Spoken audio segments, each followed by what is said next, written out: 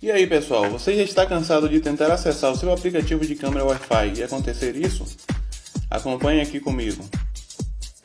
Olha só, isso aqui é muito chato, né? Pois é pessoal, vou te mostrar uma dica rápida para como tá se livrando desses anúncios chatos aqui, ó, nos seus aplicativos de câmera, hein?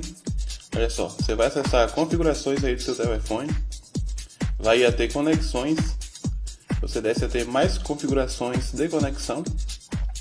Observe que você vai encontrar essa opção aqui, ó, DNS privado.